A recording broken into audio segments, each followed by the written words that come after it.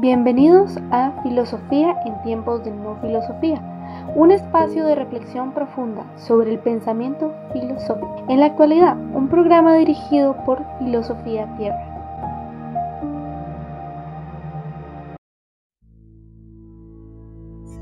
Los llamaron y los mandaron que de ninguna manera hablasen o enseñaran en el nombre de Jesús. Mas Pedro y Juan les respondieron: Pensad si Dios considera justo que os obedezcamos a vosotros antes que a Él. Nosotros no podemos dejar de hablar de lo que hemos visto y oído. Y ellos volvieron a amenazarles, pero tuvieron que soltarlos, pues no hallaban manera de castigarlos. Además, toda la gente alababa a Dios por lo que había ocurrido, pues el hombre en quien se había realizado este signo de curación tenía más de 40 años. Apóstoles 4, del 18 al 22. Bienvenidos al episodio 384 y estamos en el día 15 de Immanuel Kant. Estamos en el episodio 384 y en el día 15 de Immanuel Kant.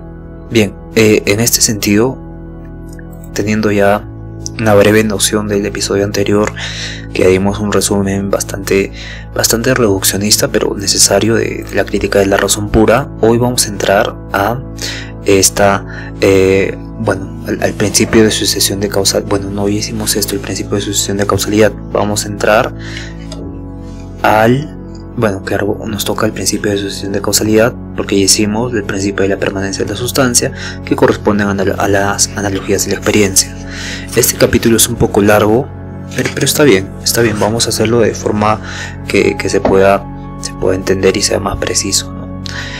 Entonces, principio de la sucesión según la ley de causalidad. Todas las alteraciones suceden según la ley del enlace entre causa y efecto. Prueba. El anterior principio ha demostrado que todos los fenómenos de la sucesión no son más que alteraciones, es decir, un ser y no ser de las determinaciones de la sustancia que pertenecen. Por consiguiente, el ser de la sustancia que sigue al no ser de la misma, o el no ser de la sustancia que sigue a la sustancia, o con otras palabras, que al nacer y el morir de la sustancia misma no tienen lugar, ese principio hubiera podido también expresarse así: todo cambio, sucesión de los fenómenos es solo alteración, pues nacer o morir la sustancia no son alteraciones de la misma, ya que el concepto de alteración supone que uno y el mismo sujeto con dos opuestas determinaciones existe y por tanto permanece. Tras esta previa advertencia viene la prueba. Yo percibo que suceden fenómenos unos a otros, es decir, que un estado de cosas es un tiempo y que su contrario era en un estado anterior, propiamente pues enlazo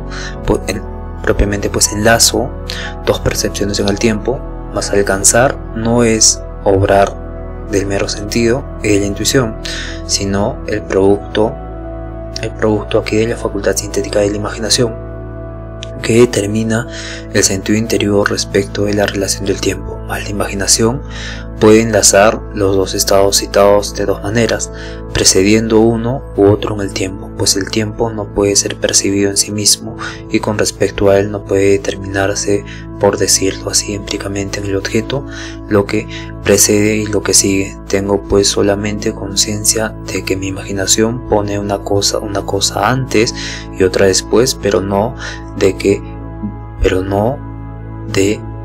en el objeto un estado precede al otro, o con otras palabras, la mera sensación deja indeterminada la relación objetiva de los objetos de los fenómenos sucesivos para que sea conocida como determinada. Tiene que ser pensada la relación entre ambos estados de tal manera que por ella de ella quede determinado con necesidad cuál de ellos debe ponerse antes y cuál después, y no viceversa. El concepto, empero, que contenga una necesidad de unidad sintética no puede ser más que un concepto puro. La primera, un concepto puro del entendimiento. que no está en la percepción es aquí el concepto de la relación de causa-efecto, cuyo primer término determina al segundo en el tiempo como consecuencia y no como algo que pudiera preceder meramente en la imagen. Así pues, solo porque sometemos la sucesión de los fenómenos y por ende toda alteración a la ley de causalidad, es posible la experiencia misma, o sea el conocimiento empírico de los fenómenos. Por consiguiente, estos mismos como objetos de la experiencia no son posibles más que esa misma ley. Bien, aquí la idea central es que todas las alteraciones suceden según una relación necesaria de causa y efecto, ¿no? Kant está construyendo esta ley universal en la experiencia, donde todo cambia, todo es una sucesión de fenómenos. Primero estoy sentado, luego voy a la universidad, luego voy a comer, luego voy al trabajo, luego y así sucesivamente. Solo puede entenderse si hay una causa que lo produce.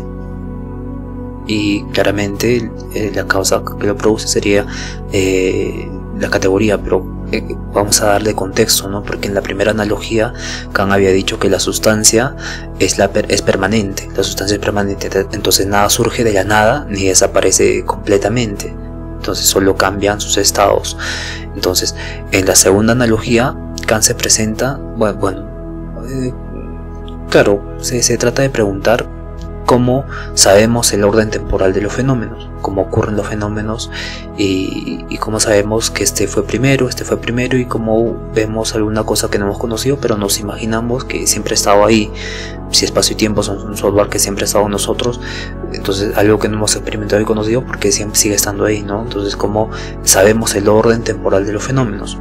Se pregunta esto porque ver dos cosas en sustancia como un rayo y un trueno no basta, sino que la experiencia sensible por sí sola no nos dice cuál vino antes objetivamente. Entonces solo que se percibe uno tras de otro, ¿no? Pero no hay un tipo de origen sobre cuál apareció otro, qué fenómeno es anterior a otro.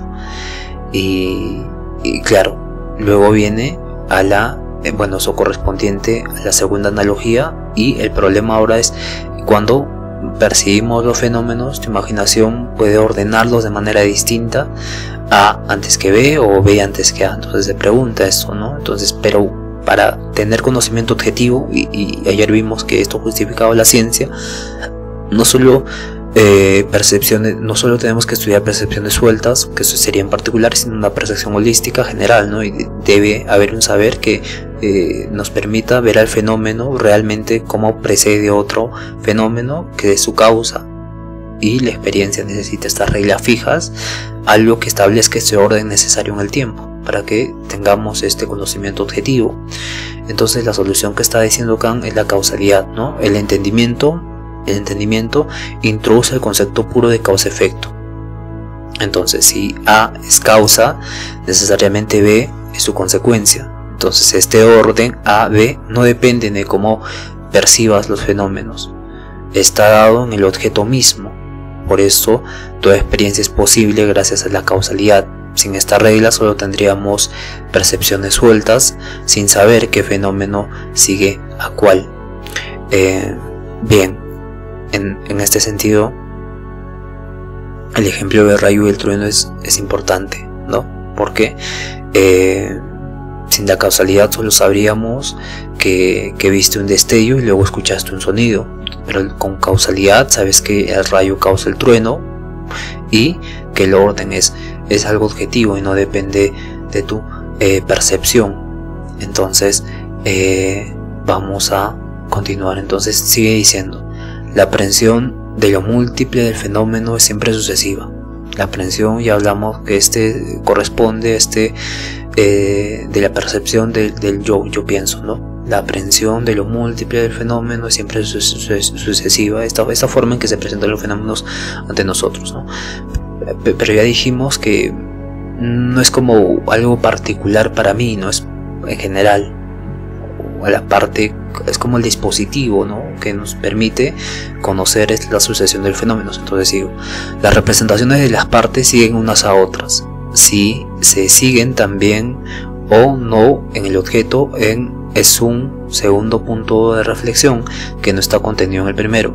Ahora bien, puede llamarse objeto a todo y aún a toda representación en cuanto tenemos conciencia de ella, pero lo que esta palabra se ha de significar en los fenómenos, no en cuanto estos como representaciones son objetos, sino en cuanto solo designan un objeto, tema de investigación más honda, en cuanto solo como representaciones son ellos mismos, son ellos al mismo tiempo objetos de la conciencia, no se diferencian en nada de la aprehensión, es decir, de la recepción en la síntesis de la imaginación, y hay que decir entonces, lo múltiple de los fenómenos es siempre producido sucesivamente en el espíritu.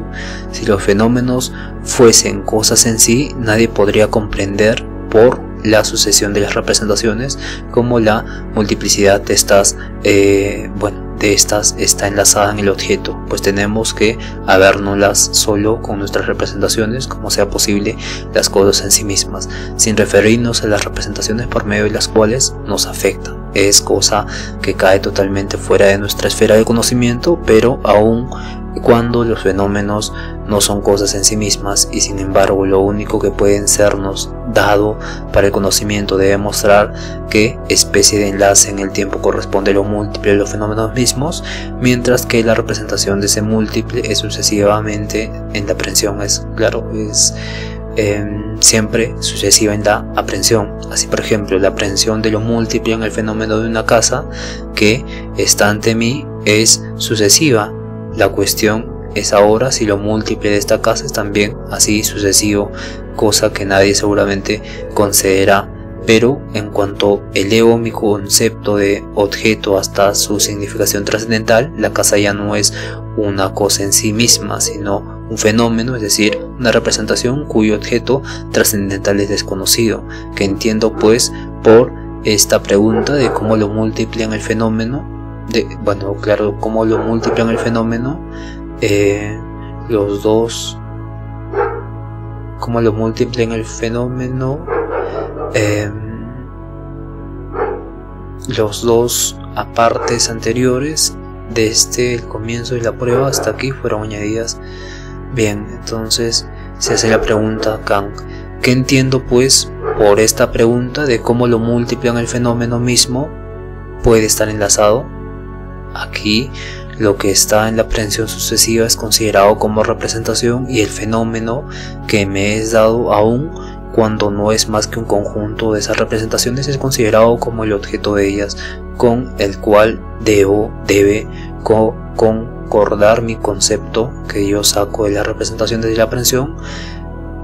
Pronto se ve que la verdad es la concordancia del conocimiento con el objeto. Solo cabe preguntar aquí por las condiciones formales de la verdad empírica, y el fenómeno contrapuesto a las representaciones de la aprehensión no pueden ser representados como objeto de estas, distintos sin embargo de ellas, más que si esta aprehensión está sometida a una regla que la distingue de toda otra aprehensión y hace necesario una especie de enlace de lo múltiple, lo que en el fenómeno contiene la condición de esa regla necesaria de la aprehensión es el objeto. Entonces nuestra mente percibe el mundo de manera sucesiva. Cuando observamos una casa, como este el ejemplo, no percibimos todos los elementos al mismo tiempo, sino que vamos barriendo con la mirada y aprendemos partes sucesivas. Primero esto, luego esto, luego esto, luego esto, luego esto, pero esto es a nivel espontáneo, ¿no? Primero una ventana, luego una puerta, luego un tejado, pero el objeto no es necesariamente sucesivo, o sea que no se va creando así ventana poco a poco, aunque lo percibamos, aunque nosotros percibamos la casa en partes, la casa no es sucesiva, sino que existe como un todo simultáneo, ¿no? Un todo simultáneo, y la sucesión está en nuestra percepción, más no en la cosa que se está percibiendo en el fenómeno, por así decirlo. Y en este sentido hace la diferencia entre el fenómeno y la cosa en sí, dado que Kant recuerda que no conocemos las cosas tal como son en sí mismas, como el nómeno, sino como el fenómeno, que que son estas representaciones que construimos a partir de cómo estas nos afectan, ¿no? De cómo estas se imprimen en nosotros, nos proyectan lo que son.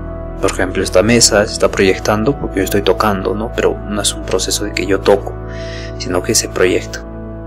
Cuando pongo mi mano, esta se proyecta. Yo, básicamente la ordeno en mi conciencia, digo que es una mesa, pero ya este es un proceso es un proceso de fenómeno que se representa en K, ¿no? Lo único que nos es dado para conocer en este mundo es el fenómeno, y que está organizado por espacio y tiempo, y que igualmente se coordina con mis categorías del entendimiento y el juicio, y aparte los principios del entendimiento que estamos viendo ahora por medio del esquematismo y la síntesis de aprehensión.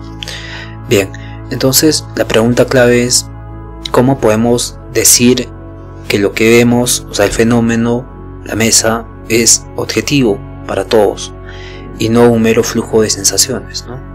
Y para estudiar la ciencia, ¿no? En este caso, para que haya verdad empírica, necesitamos una regla que ordene la aprehensión sucesiva y que la convierta en este conocimiento objetivo. Entonces esta regla es lo que hace que el fenómeno sea considerado objeto en el sentido trascendental, no es la cosa en sí misma, porque se puede malentender, ¿no? Que al ser objetivo, una cosa termina siendo termina siendo este nómeno general, ¿no? Pero en este sentido no quiere decir esto Kant. Entonces no es una cosa en sí, sino es una representación organizada bajo leyes de espacio, tiempo, categorías, y ahora vimos la categoría de la causalidad, ¿no? como base, el permanente. Entonces Kant, si entendemos esto, podemos entender a Kant que la objetividad no depende de acceder a las cosas tal como son en sí mismas, sino que todas nuestras percepciones sigan estas reglas universales que van a ordenarlas. Entonces esa regla en este caso es la causalidad, ¿no? Donde toda sucesión de fenómenos tiene que obedecer una ley que determine cuál es la causa y cuál es el efecto de algo, ¿no? Así logramos que el mundo tenga estructura objetiva y podamos hacer ciencia. En ese sentido, cuando miras una casa, no ves que se está construyendo poco a poco y al mismo tiempo, sino que esta ya brinda toda su síntesis. Entonces tu percepción es sucesiva, eso sí, porque vas entrando y vas viendo poco a poco la casa, pero la casa existe como un todo. Entonces lo que llamamos casa no es una cosa en sí misma, porque ya dijimos que se aparece como un todo, sino que es una representación estructurada por nuestra mente, pero que esta igualmente no se va a crear, ¿no? Poco a poco, sino que ya viene integrada. Para que esa representación sea verdadera, tiene que ser ordenada por estas reglas de causalidad, ¿no? Causa-efecto, causa-ventana, puerta ahí, mesa en el comedor, radio en la sala, etcétera, etcétera, etcétera. Por eso el objeto no es algo externo que conocemos directamente, sino que es el resultado de organizar nuestras percepciones bajo leyes comunes a todos los humanos. Bien, continuemos empero con nuestro tema, que algo sucede, es decir, que algo, un estado que antes no era, adviene. No puede percibirse empíricamente como no precede un fenómeno que no contenga en sí ese estado, pues una realidad consecutiva a un tiempo vacío y por lo tanto un nacimiento no precedido por un estado de cosas anteriores no puede ser aprendido, como no puede tampoco serlo el tiempo vacío. Toda aprehensión de un suceso es pues una percepción que sigue a otra, pero como en toda síntesis de la aprehensión está esto constituido, como he mostrado antes, en un fenómeno de una casa. Resulta que no se distingue por ese medio una de otra, mas advierto también que si en un fenómeno que contiene un suceso llamo A al estado precedente de la percepción y B al siguiente en la aprehensión, en el estado B solo puede seguir a A y la percepción A no puede seguir, sino solo preceder a B. Sea por ejemplo un barco que desciende el curso de un río, mi percepción de su posición más baja sigue a la percepción de su posición más alta, y la imposibilidad que en la aprehensión de este fenómeno sea el barco percibido primero más bajo y luego más arriba en la corriente.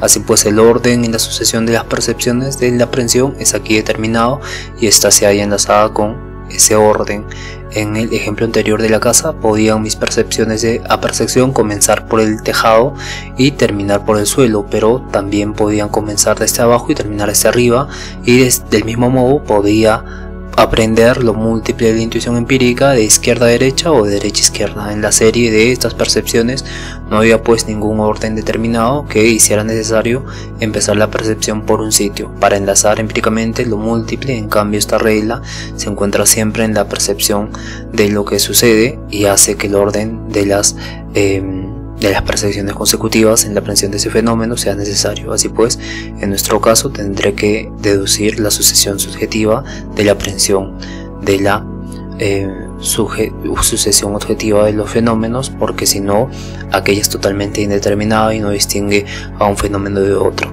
Aquella por sí sola no demuestra nada acerca del enlace de lo múltiple en el objeto, porque es totalmente caprichosa. Esta pues consistirá en el orden de lo múltiple del fenómeno, según cual la aprehensión del uno sigue según una regla la aprehensión del otro.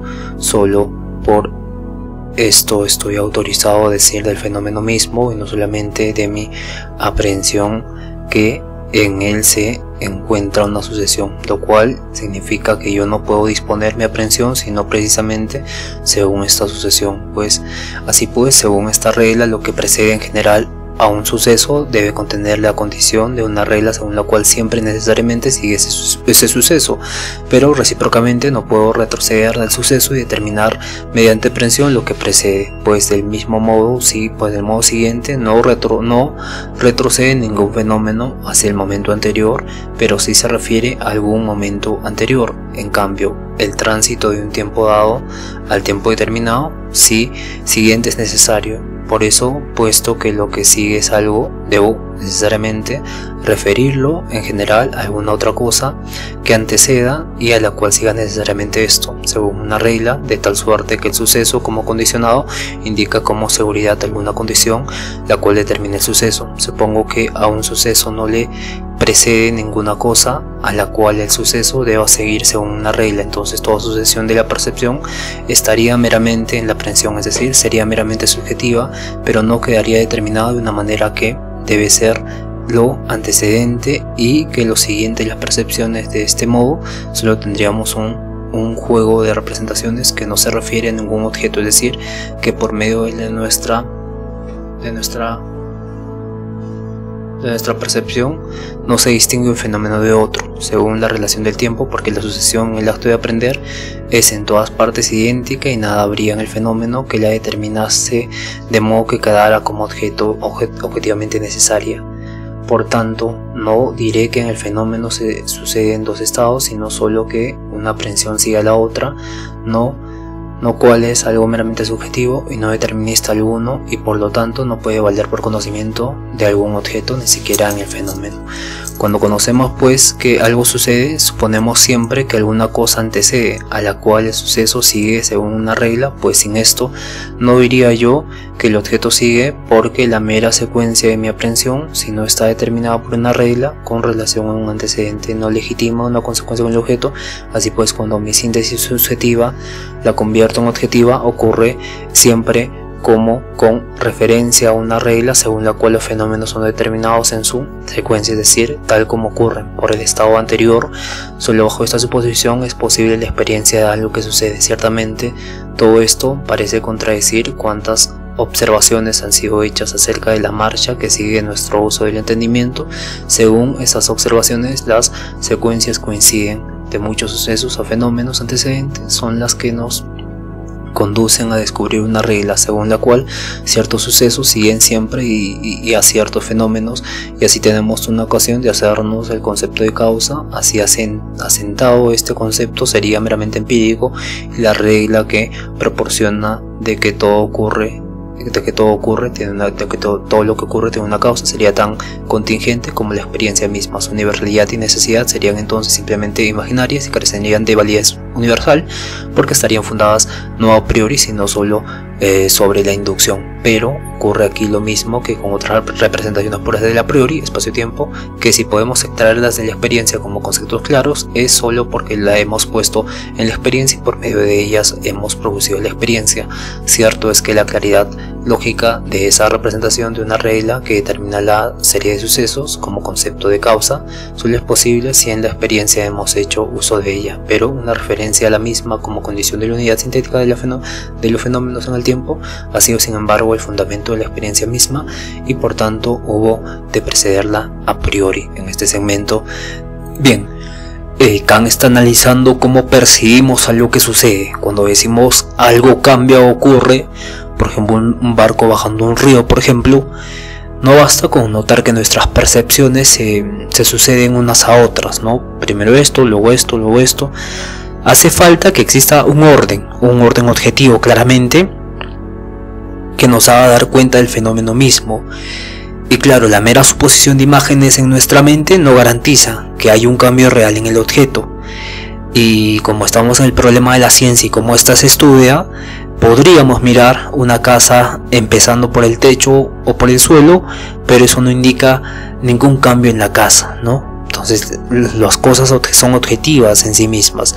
Yo no voy percibiendo, por más que espacio y tiempo son formas a priori de mi sensibilidad que me permiten conocer el mundo por medio del entendimiento y los principios del entendimiento, y las categorías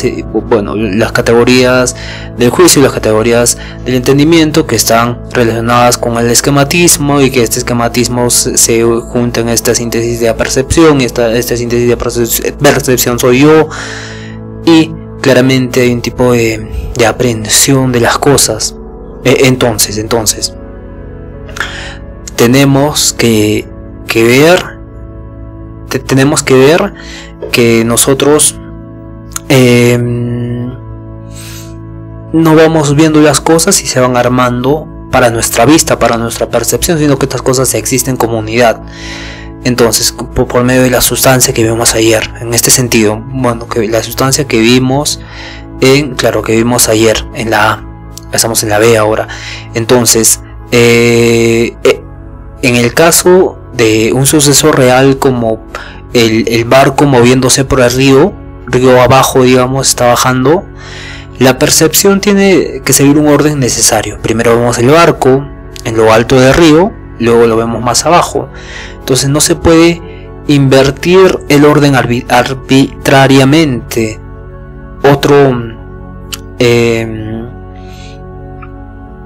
Otro ejemplo es el de la casa, ¿no?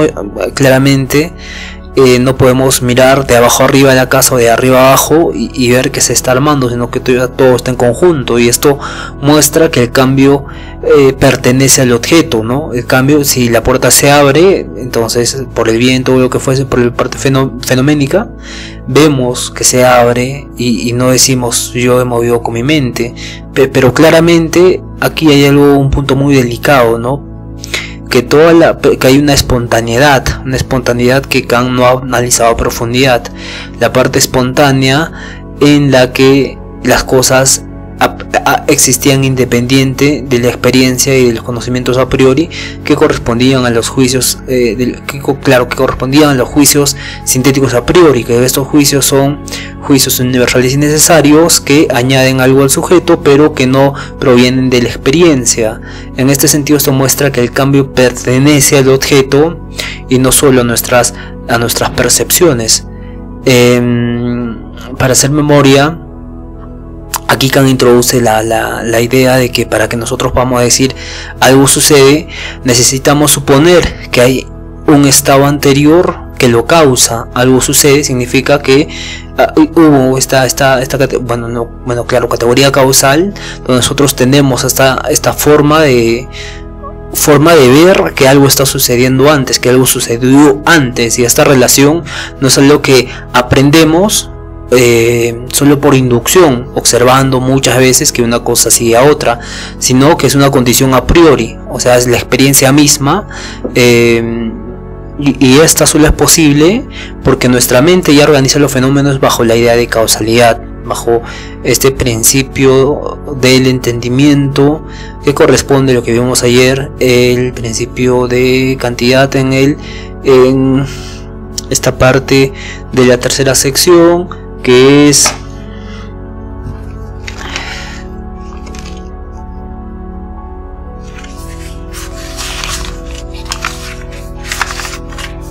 las analogías de la experiencia, claramente esta relación no es algo que nosotros por inducción hacemos, ¿no? Inductivamente vamos co-creando el mundo y se va armando de esta forma, sino que lo que observamos muchas veces proviene de esta condición a priori de la experiencia misma, con la idea de causalidad, y no derivamos la causalidad de ver cambios, ¿no? Más bien podemos experimentar cambios porque nuestro entendimiento ya organiza los fenómenos en una secuencia de causa y efecto. En este sentido, hay una distinción entre el orden subjetivo y el orden objetivo, donde la sucesión de percepciones puede ser libre, mirar una casa de arriba abajo al revés, pero cuando hay una sucesión real el objeto es necesario, ¿no? Podemos decidir, por ejemplo, cerrar un poco los ojos y mirar un libro de arriba abajo antes y volver a cerrar y mirar de abajo arriba, pero cuando hay un suceso real como la caída de la gravedad, el agua corriendo para abajo y el barco yendo, el viento soplando una cometa, entre más sucesos reales hay un orden necesario. Y la idea de causalidad como condición a priori, no se trata de esta regla aprendida empíricamente de ver cosas y siempre estar viendo lo mismo y que se vuelve un hábito, como diría David Hume, sino que es una estructura que está en nuestra mente que hace posible percibir sucesos. Entonces hay una experiencia construida por el entendimiento, y esta experiencia del mundo construida por el entendimiento no es una copia pasiva de la realidad, sino que es una síntesis activa donde aplicamos categorías causa-efecto y demás para organizar los fenómenos. Entonces Kant nos dice que cuando percibimos un cambio en el mundo real, como un barco que desciende, o un río, una casa, o lo que fuese, no es solo nuestras imágenes, no solo proviene de nosotros. Claramente sucede en la mente, pero hay un orden necesario en el fenómeno mismo. Hablemos que sustancia fenoménica, lo dice antes, ¿no? Entonces, para entender algo, cómo sucede, asumimos que hay un estado previo que lo causa, y esa relación de causa y efecto no la aprendemos únicamente por la experiencia, es una regla que muestra, claro, que nuestra mente nosotros ya traemos con nosotros mismos como un software, y que hace posible la experiencia misma. Si la causalidad no es una simple costumbre, como dice David Hume, sino que es esta estructura básica que está en lo más profundo de nuestro entendimiento. Por eso lo denomina, por eso lo trata acá en este segundo subprincipio del tercer principio, que es la... ¿Cómo se me olvida siempre esto? Analogías de la experiencia. Ya hablamos de la segunda, que era la anticipación de la percepción, y la primera los axiomas de la intuición. Entonces, mira, hay 4, ¿no? Axiomas de la intuición y anticipación de la percepción, que Kant las denomina matemáticas, y analogías de la experiencia y postulados del pensar empírico en general, que los denomina como dinámicos o los denomina como físicos, porque se refieren a este mundo fenomenológico, este mundo de lo que nosotros conocemos, percibimos y vivimos acá. Entonces, estamos en esta segunda entrega, estamos en la segunda entrega. Ves que las analogías de la experiencia se dividen en 3 capítulos o en 3 partes, porque primero hace la analogía del principio de permanencia de la sustancia, que algo permanece siendo ella misma, aunque sea una construcción que nosotros participemos en ella, y luego está la segunda analogía, que es el principio de la sucesión en el tiempo según la ley de causalidad, que es la más larga, porque es muy compleja entender cómo las cosas suceden en el tiempo, ¿no? Si el tiempo no es algo objetivo, es que el tiempo termina siendo todo, incluso para la sensibilidad. Pero lo que me refiero es que hay un tiempo subjetivo y un tiempo objetivo.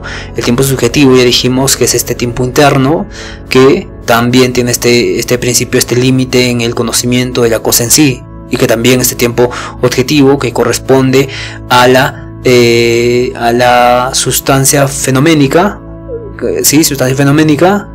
nos brinda un conocimiento objetivo para que la ciencia se pueda desarrollar y para que no tengamos errores en la ciencia, justificar la ciencia correctamente, como lo está haciendo Kant ahora.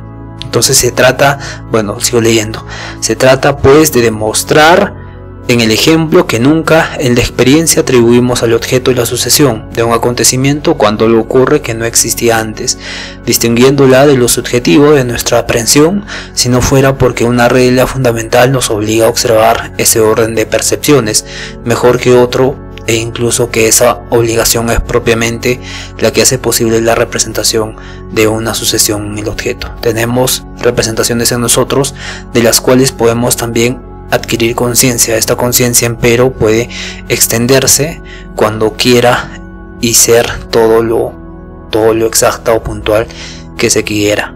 Siempre seguirá siendo representaciones, es decir, determinaciones internas de nuestro espíritu en esta o aquella relación del tiempo. Ahora bien, ¿cómo es que atribuimos un objeto a esas representaciones que, además de su realidad subjetiva, como modificaciones le conferimos no sé qué otra realidad objetiva? Está preguntando que si hay cosas, si hay atributos en la parte objetiva de las representaciones que además provienen, se suceden anteriormente por esta realidad subjetiva, o sea, cómo las modificamos a priori, empíricamente, en la categoría del entendimiento, cómo le vamos a conferir esto otra realidad objetiva. Como vemos esta sustancia fenoménica que va a entrar en síntesis de aprehensión con las categorías del entendimiento, de espacio y tiempo por la percepción, como intuición a priori de la sensibilidad, espacio-tiempo, y como otra vez se va a volver una realidad objetiva para que pueda estudiarse científicamente y hacerlo más general.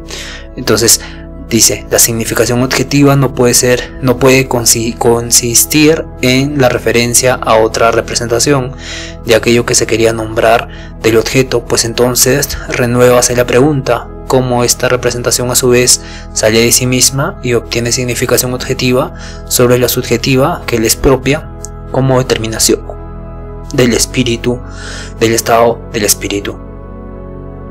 Si investigamos qué nueva propiedad proporciona a nuestras representaciones de la inferencia un objeto y cuál es la dignidad que éstas así reciben, hallamos que esa referencia se limita a hacer necesario el enlace de las representaciones de una cierta manera, a someterlo a una regla, y recíprocamente solo porque un cierto orden en la relación temporal de nuestras representaciones es necesario, sobrevieneles significación objetiva. En la síntesis de los fenómenos, lo múltiple de las representaciones se sucede siempre uno a otro. Por medio de esta sucesión no es representado ningún objeto, porque mediante esta sucesión común a todas las aprehensiones, ninguna cosa es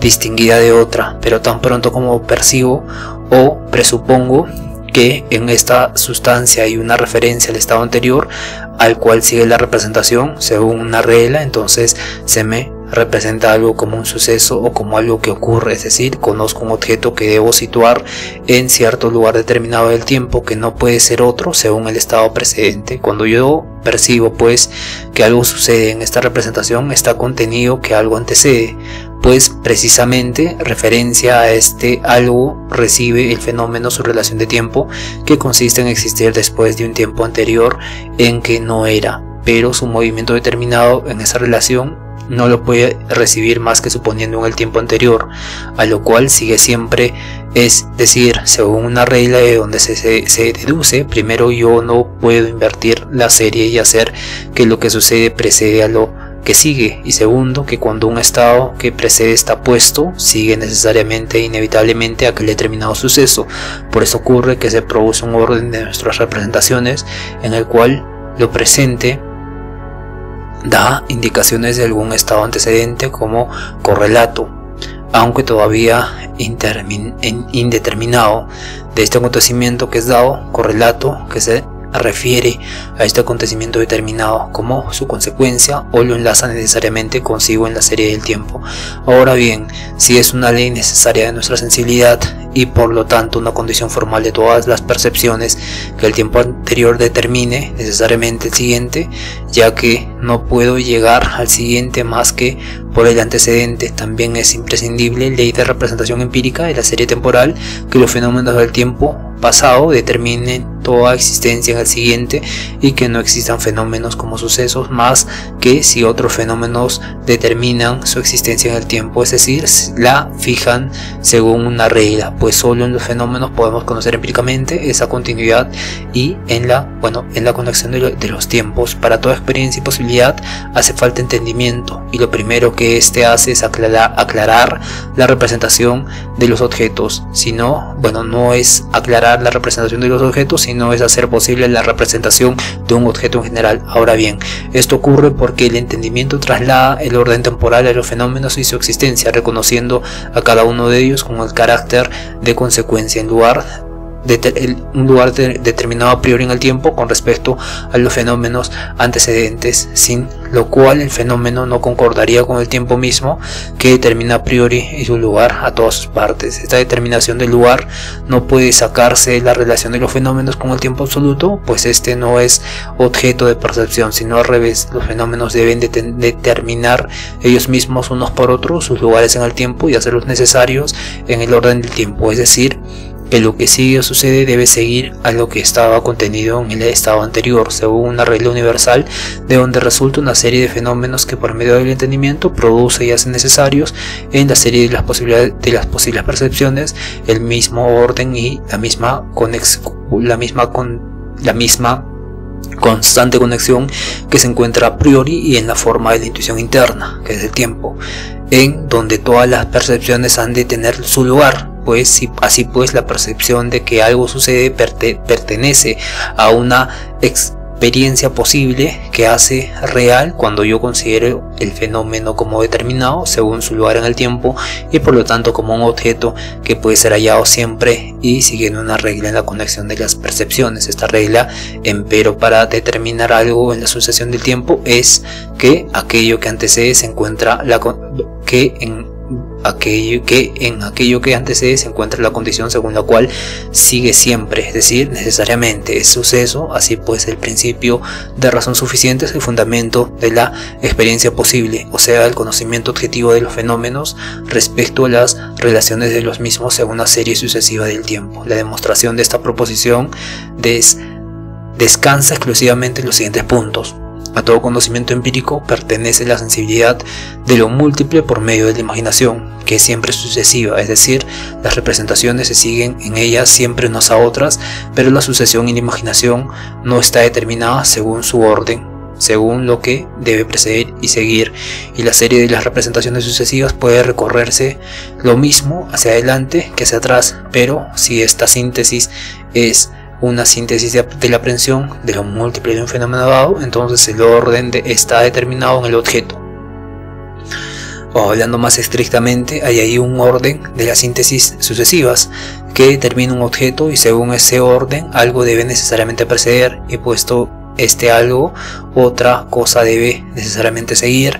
Si pues mi percepción ha de contener el conocimiento de un suceso en el que el algo realmente sucede, debería ser un juicio empírico, en el cual se piense que la sucesión es determinada, es decir, que supone otro fenómeno según el tiempo, fenómeno al que sigue necesariamente, o según una regla. En el caso contrario, si yo pusiera lo antecedente y no siguiera ello necesariamente, él entonces debería considerarlo como juego subjetivo de mis imaginaciones, y si a pesar de todo me representase algo objetivo, llamarlo mero sueño, así esa relación de los fenómenos como percepciones posibles, por lo cual lo que sucede es determinado según el tiempo en su existencia, necesariamente según una regla, por algo antecedente. Esto es la relación de causa a efecto, es la condición de la validez objetiva de nuestros juicios empíricos en lo que atañe a la serie de las representaciones. Es condición pues de la verdad empírica de esas percepciones y por lo tanto de la experiencia. El principio de relación causal en la serie de los fenómenos vale pues antes de todos los objetos de la experiencia, bajo las condiciones de la sucesión, porque ese principio mismo es el fundamento de la posibilidad de semejante experiencia. Mas aquí surge ahora otra duda, que es preciso solventar el principio de enlace causal entre los fenómenos que ha limitado en nuestra fórmula a la serie sucesiva de los mismos, pero usándolo se encuentra que también es aplicable a fenómenos que se acompañan y que la causa y el efecto pueden ser simultáneos. Así, por ejemplo, hay en la habitación calor que no se encuentra al aire libre, busco la causa de esto y encuentro una chimenea encendida. Ahora bien, esta considerada como causa es simultánea con su efecto, el calor en la habitación. No hay pues aquí serie sucesiva del tiempo entre causa y efecto, sino que ambos son simultáneos y sin embargo vale la ley. La mayor parte de las causas eficientes en la naturaleza son simultáneas con sus efectos, y la sucesión en el tiempo de estos mismos es ocasionada solamente porque la causa no puede operar todo su efecto en un instante, pero el momento en que el efecto surge es siempre simultáneo con la causalidad de su causa, porque si ésta hubiera cesado de existir un momento antes, aquel no hubiera surgido. Hay que advertir aquí que se trata del orden del tiempo y no de su curso. La relación permanece aunque ningún tiempo haya transcurrido. El tiempo entre la causalidad de la causa y su inmediato efecto puede ser instantáneo, puede ser ambos simultáneos, pero la relación de la una al otro sigue siendo, sin embargo, siempre determinable según el tiempo. Si veo una bola que descansa sobre un cojín, produciendo un honguito en él, le considero como causa. Esta es simultánea con su efecto, pero yo les distingo, sin embargo, por la relación temporal del enlace dinámico de ambos. Pues si pongo la bola sobre el cojín, sigue a esto el hoyito en la superficie que antes era plana. Pero si el cojín tiene un hoyito, no sé cómo, no por eso sigue a esto una bolita de plomo. Así pues, la sucesión temporal es en todo caso el único criterio empírico del efecto, con respecto a la causalidad de la causa que antecede. El vaso es la causa de que suba el agua sobre su superficie horizontal.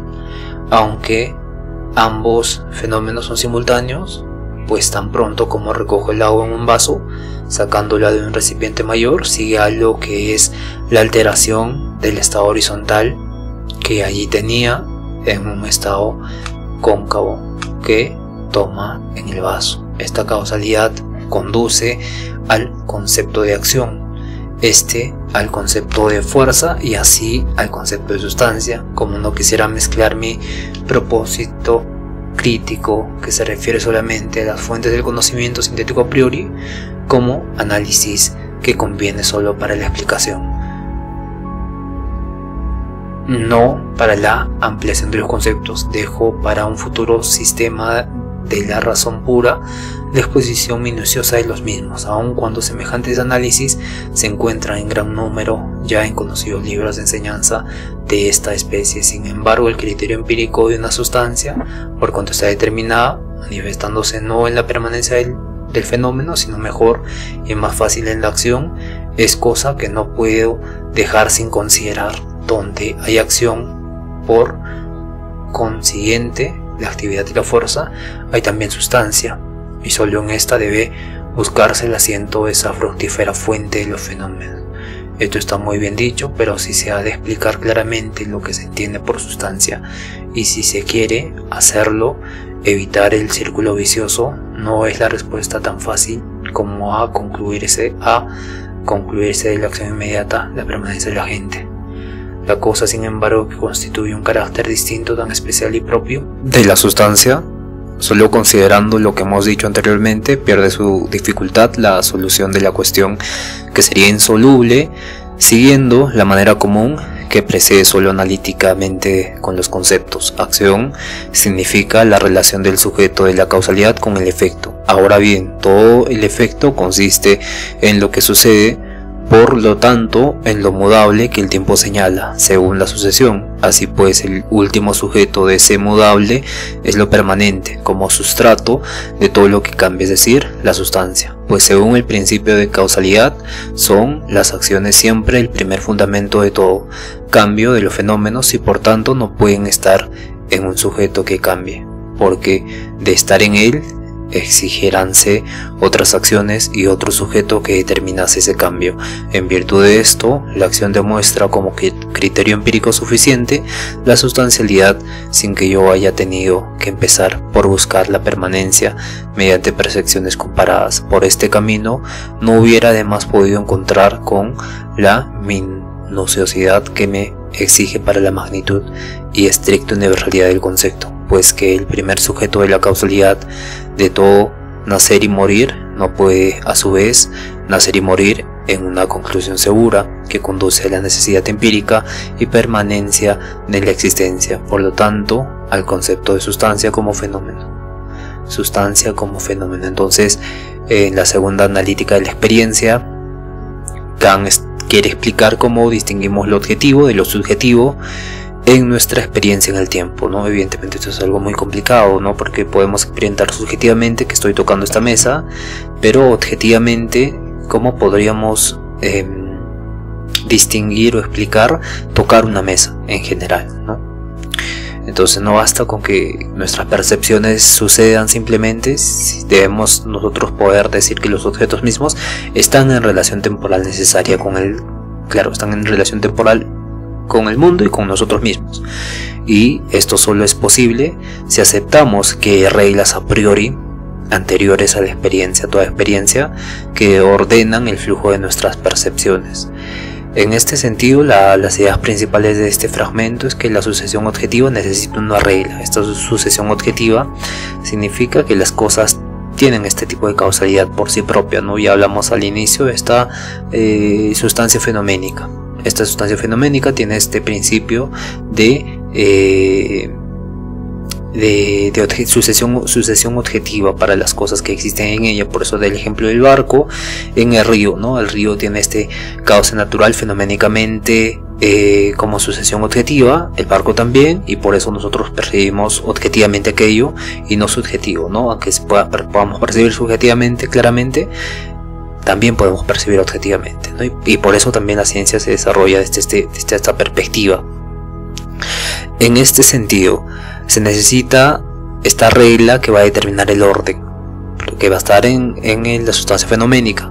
Primero A, después B. Y esa regla es lo que convierte una simple sucesión subjetiva de imágenes en una sucesión objetiva de fenómenos, ¿no? Nosotros simplemente vemos las imágenes, esto primero, esto segundo, primero, segundo, pero ya con las categorías del entendimiento y estos principios se vuelve una sucesión objetiva de fenómenos. El río primero cae por esto, cae esto, pasa esto y esto y esto. Entonces puedo mirar una casa empezando por el techo o por el suelo, no hay un cambio objetivo sobre esta percepción de la casa misma que se manifiesta. Pero si un barco baja por el río, no puedo invertir el orden de las percepciones, no puedo hacer que el barco vaya contra río. El movimiento es objetivo. En este sentido, es objetivo en el sentido de que siempre va para abajo, ¿no? Ahí tienes este orden en la sucesión objetiva como regla que determina el orden redundantemente. En este sentido, para la condición de la experiencia, para que un suceso se entienda como real, debo suponer que hay una causa en el estado anterior. Esta regla no es aprendida solo por la experiencia, como diría Hume, o por hábito, como diría Hume, sino que es una condición previa para que la experiencia sea posible, ¿no? Esta regla no es aprendida porque yo experimento, toco, sino que es una condición previa para que la experiencia sea posible. Entonces, causa-efecto no son conceptos derivados de observar muchas veces este fenómeno, porque son categorías de nuestra mente que ya están implantando, nos están imponiendo una visión de cómo darle sentido al mundo. Entonces a veces causa y efecto son simultáneos, como nos dice con el ejemplo de la chimenea y el calor. Y el calor en un cuarto, imagínate, y hay mucho calor y está prendida la chimenea, entonces las causas y efectos son simultáneos, ¿no? Y aunque no haya un intervalo de tiempo, esta relación sigue siendo temporal determinable, porque si la causa desaparece, que es la chimenea, el efecto del calor también desaparece. Entonces, y menciona que casi siempre ocurre esta relación, ¿no? Esta causa-efecto que son simultáneas. Entonces es muy interesante también el ejemplo que da de la bola en un cojín, ¿no? Y como pesa la bola, se va hundiendo y va creando un tipo de camita para la bola. Entonces, aunque ambos fenómenos han sido simultáneos, entendemos la bola como causa y el hundimiento como efecto, ¿no? Y por eso dice que son simultáneos, causa-efecto como simultáneos, ¿no? Y claramente la noción de acción, o sea, esta actividad que produce cambios, que esa acción para Kant nos lleva a la idea de sustancia, porque toda acción implica que permanece mientras que ocurren cambios. Algo permanece mientras que ocurren cambios. Entonces, ese algo que permanece es la sustancia como fenómeno, o la sustancia fenomenológica, dice capítulos anteriores. Y claro, la sustancia no es algo que percibimos directamente como algo permanente, ¿no? Es más bien una necesidad lógica para entender ese cambio. Y claro, por eso Kant concluye que el sujeto último de todo cambio, el sujeto, el sujeto que va a experimentar el fin del cambio, bueno, va a ser el último que va a experimentar el cambio, no puede a su vez nacer y morir, ¿no? Porque dentro del campo de los fenómenos hay cierto tipo de orden, de necesidad lógica. Y esto es muy interesante porque Kant está construyendo un puente entre nuestras percepciones propias y las del mundo, que son objetivas. Claramente no son la cosa en sí, pero tienen su propio entendimiento, su propia sustancia permanente, ¿no? Por eso estamos hablando de los principios del entendimiento, que estos principios del entendimiento corresponden a los principios de cómo la realidad se manifiesta. Entonces, para que podamos hablar de sucesos reales y no solo de imágenes que pasan por nuestra mente, necesitamos estas reglas que fijen un orden necesario en el tiempo. Primero esto, segundo esto, tercero esto. Entonces, esa regla es el principio de causalidad. Entonces, todo lo que ocurre debe seguir a algo anterior según una ley. Y esto no lo aprendemos viendo fenómenos, sino que es la condición que hace posible percibir fenómenos como sucesos, incluso cuando causa y efecto son simultáneos. Y como en el calor de una chimenea seguimos entendiendo su relación gracias a esa estructura mental, además de la idea de acción, derivamos la noción de sustancia, ¿no? Algo permanente que sostiene los cambios. Y entonces Kant demuestra que nuestra experiencia del mundo está organizada por categorías. En este caso, categoría de causalidad y categoría de sustancia. Sustancia, evidentemente, con las cosas que están en el mundo, y causalidad también. Pero estas son categorías de nuestra mente para ordenar todo lo que experimentamos. Y estas no provienen de la experiencia, no provienen porque muchas veces las hayamos repetido, sino que son estos principios a priori del entendimiento, de las categorías del juicio. Y claramente, sin esto no se hace posible conocer nada, ¿no? Y gracias a esto se hace posible tener experiencia. Entonces, sigue diciendo, cuando algo sucede, el mero nacer, sin referencia a lo que nace, es ya en sí mismo un objeto de la investigación. El tránsito del no ser de un estado a ese estado, suponiendo que éste no encienda ninguna cualidad en el fenómeno, requiere ya por sí solo ser investigado. Ese nacer toca, como se demostró en el número 1, no a la sustancia, pues esta no nace sino su estado, es pues solo alteración y no se origina de la nada. Cuando este origen de la nada es considerado como efecto de una causa extraña, llámese creación, la cual no puede admitirse como suceso entre los fenómenos, ya que su sola posibilidad suprimiría la unidad de la experiencia, aun cuando si lo considero todas las cosas no como fenómenos sino como cosas en sí y como objetos del mero entendimiento, pueden aún siendo sustancias, ser sin embargo consideradas como dependientes, según su existencia de una causa extraña, pero esto trae consigo unas significaciones muy diferentes de las palabras y no se aplicaría a los fenómenos como objetos posibles de la experiencia, de cómo en general algo pueda ser alterado, de cómo sea posible que a un estado en un punto del tiempo pueda seguir otro estado contrario en otro punto del tiempo. No podemos a priori, es más mínimo concepto. Para tenerlo es menester el conocimiento de fuerzas reales, conocimiento que no puede ser dado más que empíricamente, el de las fuerzas motrices, gravedad, velocidad, masa, entonces, o lo que es lo mismo en ciertos fenómenos sucesivos como movimientos que manifiestan esas fuerzas, pero la forma de todo cambio, la condición bajo la cual tan solo este cambio puede realizarse como un nacer de otro estado, o sea cualquiera el contenido del cambio, es decir el estado que es cambiado, y por lo tanto la sucesión de los estados mínimos, lo sucedido, puede ser considerada a priori según la ley de causalidad y las consecuencias del tiempo. Cuando una sustancia pasa de un estado a otro, el momento del segundo es del momento del primer estado y sigue a este.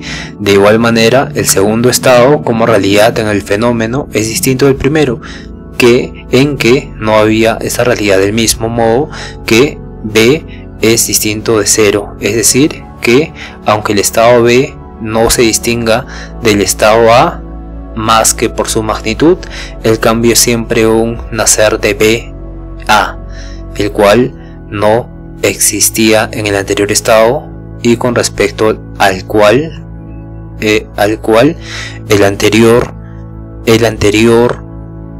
estado es igual a 0. Se pregunta pues cómo una cosa pasa de un estado igual a otro igual a B.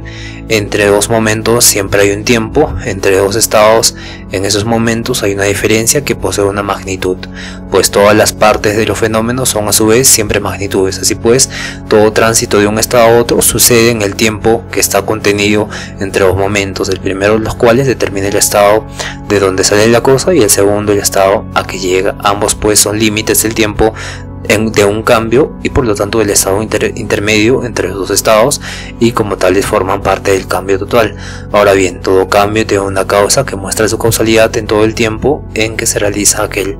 Así pues, esa causa no produce el cambio súbitamente de una vez o en un momento, sino en un tiempo, de suerte que así como el tiempo aumenta desde el momento inicial hasta la terminación en B, también la magnitud de la realidad BA es engendrada por todos los pequeños grados contenidos entre el primero y el último.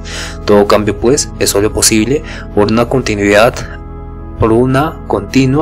acción de causalidad, la cual en cuanto es uniforme, llámese momento, el cambio no consiste en estos momentos, sino que es causado por ellos como su efecto. Esta es la ley de la continuidad en todo cambio, cuyo fenómeno es que ni el tiempo ni el espacio en el tiempo consisten en partes mínimas, y que sin embargo el estado de las cosas es su cambio, de la cosa en su cambio. Pasa por advertirse bien que no hablo del cambio de ciertas relaciones en general, sino del cambio de estado.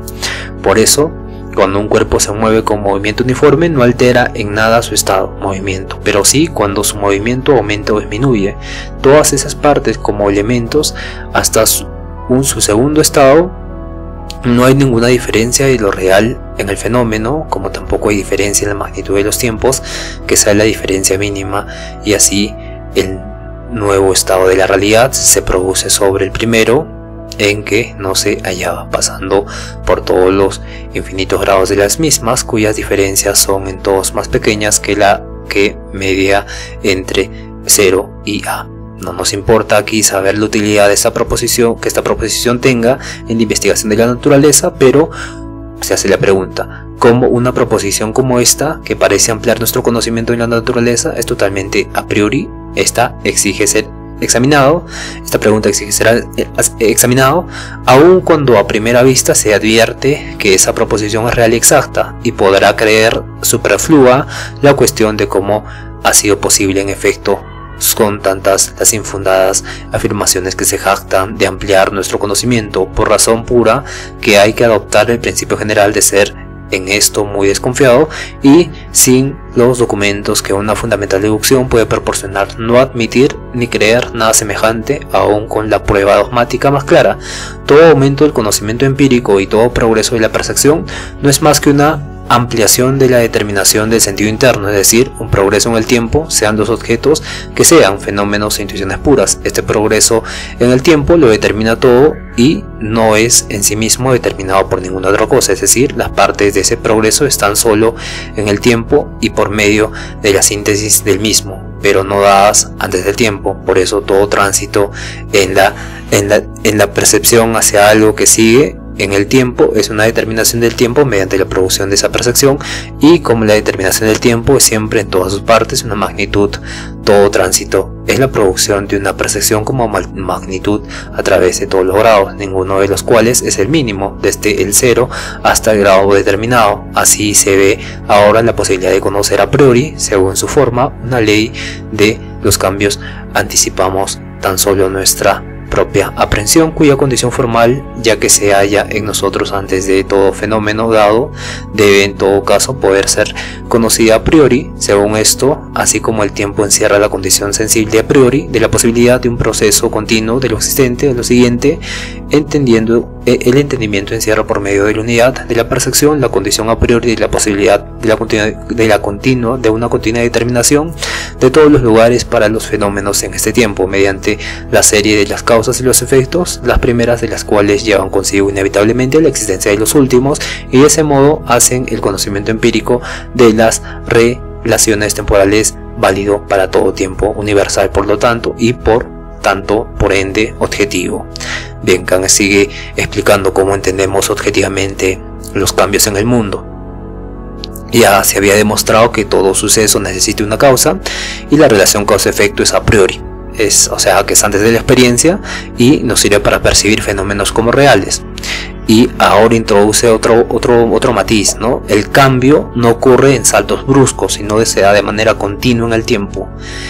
Y claramente esto es muy interesante, ¿no? Porque si no ocurre en saltos bruscos, ¿cómo podríamos descifrar las máquinas soldadoras, ¿no? Que básicamente tienen este salto cuántico? Me refiero a que cuando Bien, sí conozco muchas cosas, ¿no? Pero estos días estoy con la memoria un poco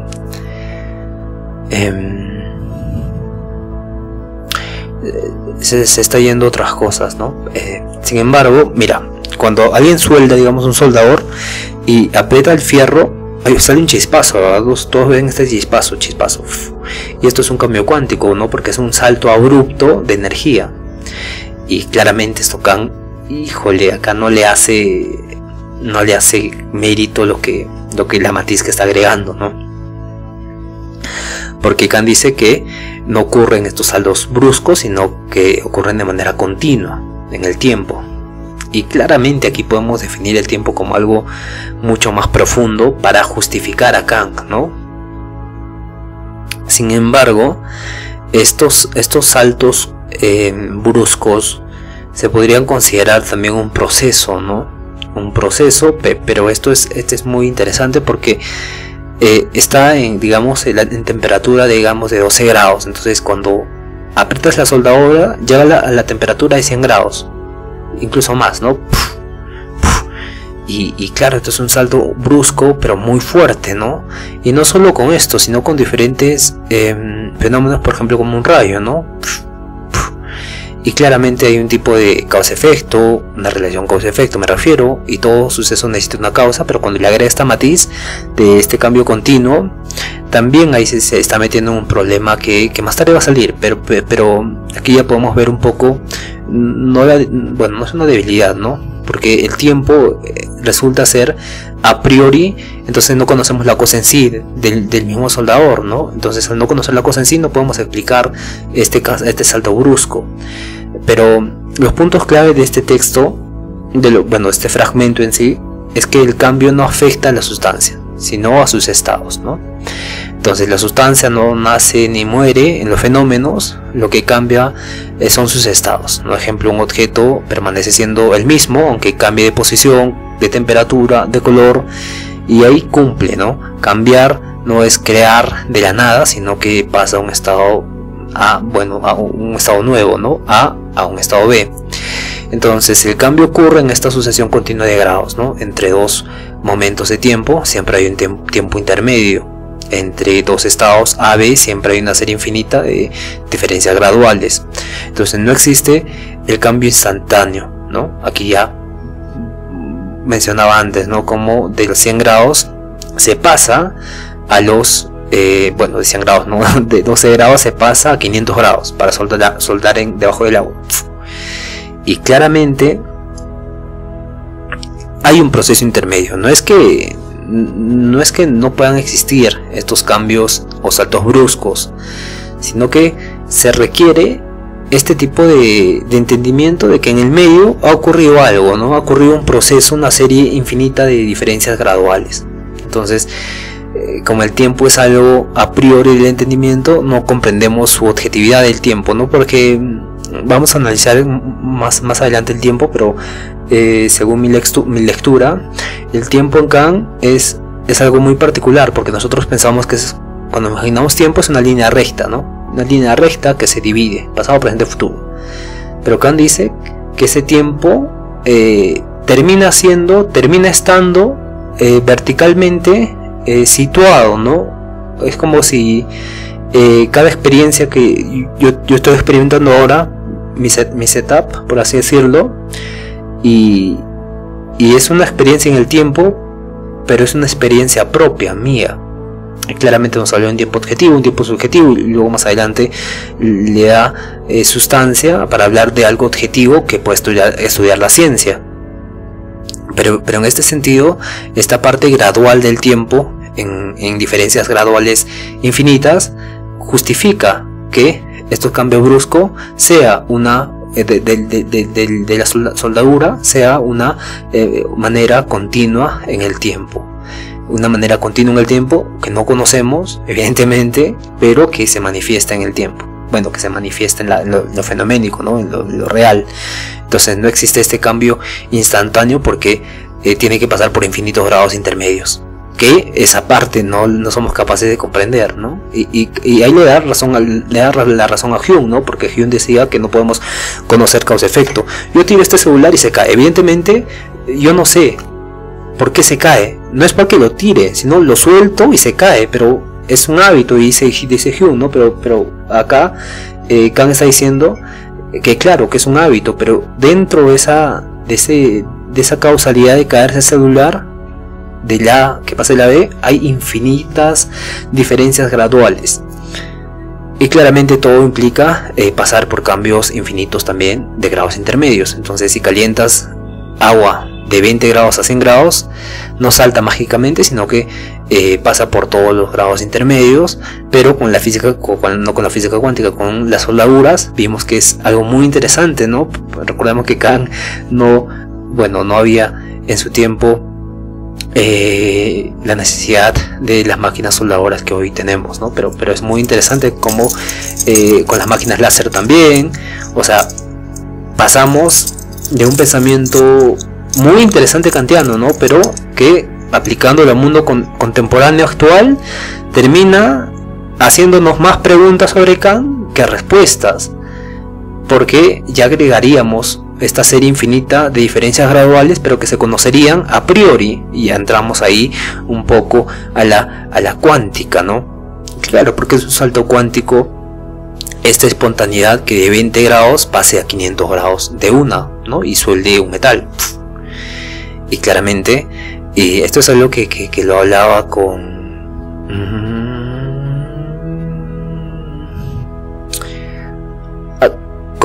un profesor, ¿no? Un profesor que me hizo estudiar el libro de Schrödinger, y en el libro de Schrödinger decía esto, ¿no? No daba el ejemplo de la soldadura, eso ya se me ocurrió a mí, pero esta sucesión que pasa de temperatura a una temperatura espontánea de un grado mínimo a un grado máximo, de tal forma que sea impredecible, no sea impredecible, sea espontáneo el cambio abrupto de energía, hacía que se manifestara esto, ¿no? Hacía que tenga este tipo de reflexión. También con esas, no sé si dicen, esas cajas que cambian de colores cuando las mueves, eso es un salto cuántico también, porque estás viendo un color verde, volteas a la derecha y cambia azul, volteas a la derecha y cambia gris. Entonces esos son fenómenos espontáneos que suceden en la realidad, ¿no? Y claramente el efecto fluorescente ya va como más de muchos años, más de 4 años, no 3 años que no he vuelto a hablar sobre el tema de ese ejemplo, pero es muy interesante, ¿no? Como estas cosas se están manifestando y se manifiestan cuánticamente y nos damos cuenta, ¿no? Es porque son fenómenos curiosos, son fenómenos muy curiosos. Entonces vamos a seguir con Kant, ¿no? Entonces dice Kant, ¿no? Hay una ley de continuidad del cambio, donde todo cambio es posible por una acción continua de causalidad, ¿no? Entonces el cambio no es una suma de momentos mínimos discretos, porque tanto el tiempo como el fenómeno son continuos, no tienen partes mínimas, claro, no tienen partes últimas que no puedan dividirse, ¿no? Que sean indivisibles. Siempre se pueden dividir, y por eso toda variación de la realidad es toda su graduación, toda variación de la realidad progresa gradualmente, ¿no? Entonces, ¿cómo es posible entonces conocer la ley a priori? Entonces, esta ley no la aprendemos viendo el mundo, sino que se deduce antes de la experiencia, ¿no? Por la razón, porque el tiempo mismo es una forma de continua de nuestra sensibilidad, y nuestra mente ordena los fenómenos con categorías como causalidad, sustancia, que nos obligan a ver cambios como graduales. En otras palabras, no hay saltos en la naturaleza porque nuestro modo de conocer exige continuidad, ¿no? Entonces Kant explica que el cambio nunca significa que algo surja de la nada, sino que la sustancia permanece y solo cambian sus estados, ¿no? Entre un estado inicial y uno final siempre hay un proceso gradual, porque el tiempo es continuo y no tiene partes mínimas. Entonces todo cambio requiere una causa que actúa bueno, claramente esta causa va a actuar a largo, bueno, en este intermedio, ¿no? A lo largo de este progreso, no de golpe. Y claramente cuando pusimos el ejemplo de la soldadura, había este proceso, pero más infinitamente, no más minúsculamente. Entonces, esta ley de continuidad no es una observación empírica, es más bien una verdad a priori, antes, que se deduce de las condiciones de nuestra experiencia. El tiempo como forma de nuestra sensibilidad y el entendimiento también, relacionado con la causalidad, hacen que todo cambio se entienda como una serie continua de modificaciones. Entonces, para acá en la naturaleza no da estos saltos cuánticos, pero hay algo muy interesante con la cuántica, porque sí logra dar estos saltos cuánticos. Es muy interesante.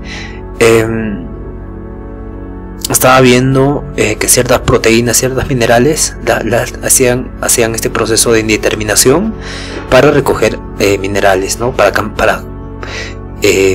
convertirse en sustancias que nutran a la planta, ¿no? Lo mismo pasaba en el cerebro, ¿no? Con los siempre cuando quiero recordar algo no lo recuerdo, pero cuando no quiero recordar algo de hace 20, 15 años lo recuerdo.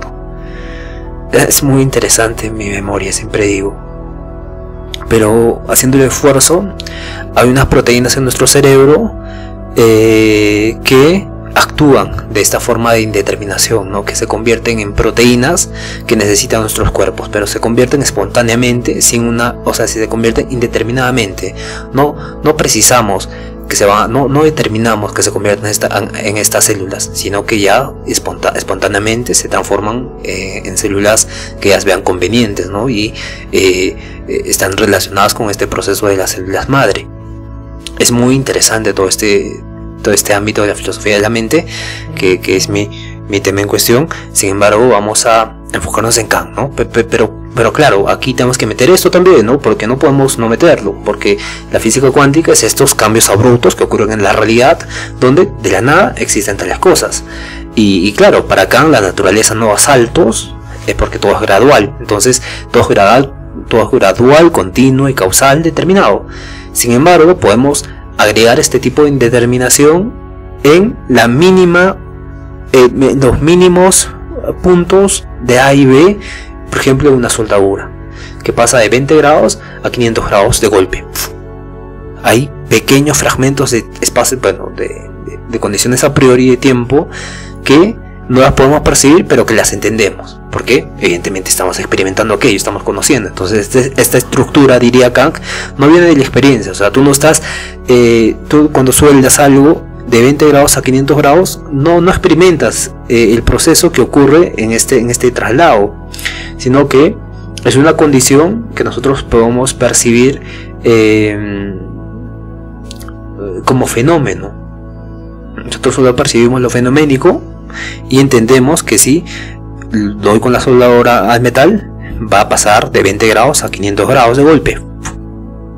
Pero para que yo entienda esto, ha tenido que haber un a priori de los fenómenos, percibir este fenómeno antes y recién entender que hay un proceso intermedio entre A y B, este salto brusco, ¿no? O abrupto, por así decirlo. Entonces, claramente por esto también se habla de ciencia, ¿no? Porque Kant está tratando de crear una nueva ciencia, como decía en la primera parte.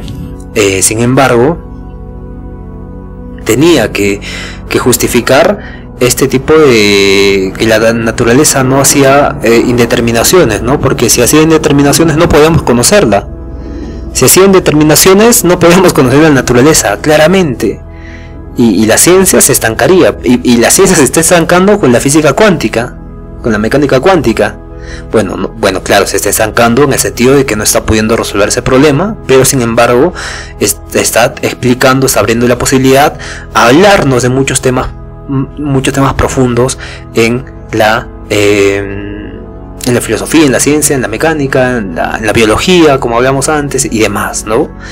Claramente, en la neurociencia sobre todo, bien, en la filosofía de la mente, claramente, ¿no? Pero es algo completamente emocionante estar en este periodo del mundo y entrar a este nuevo panorama de la mecánica cuántica y cómo ciertas partes indeterminadas terminan siendo abruptas en la realidad, ¿no? Y manifestadas como tal. Y en este sentido es completamente interesante. Sería interesante agregar esta categoría a Kant, ¿no? Pero ya vimos que Kant tiene esta lógica bien estructurada para justificar su crítica de la razón pura, esta ciencia trascendental. Pero claramente hay algo que Kant nos sigue asombrando, que es básicamente la condición de verdad que él posee, ¿no? La condición de verdad que él posee y que nos permite estas barandas hacia lo más próximo a la verdad, para que ésta se manifieste por sí misma.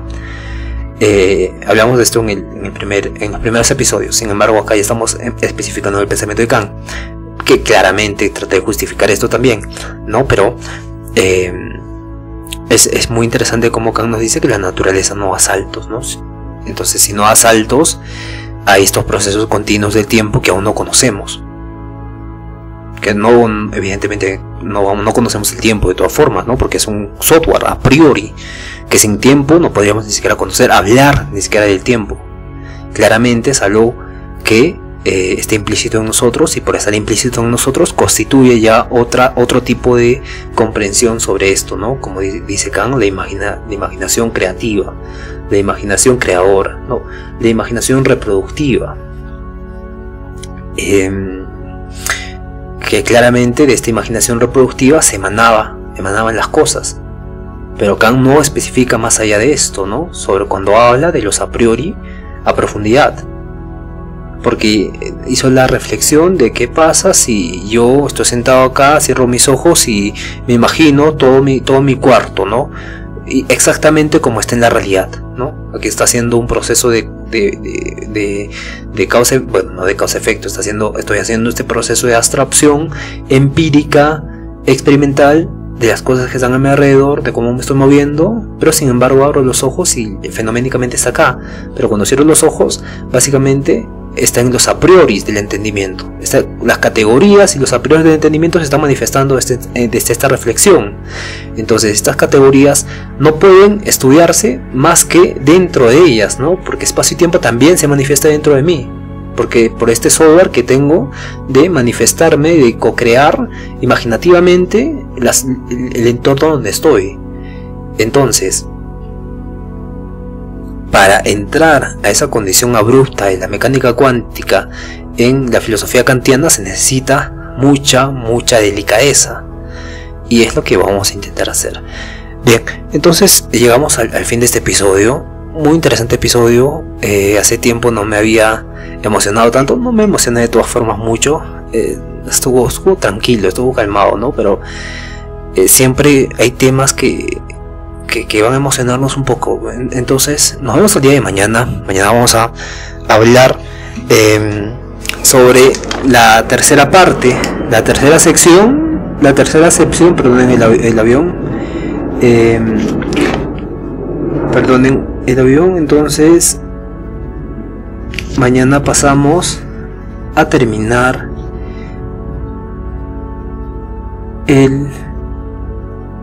a la tercera analogía, principio de la simultaneidad según la ley de la acción y reacción o de la reciprocidad.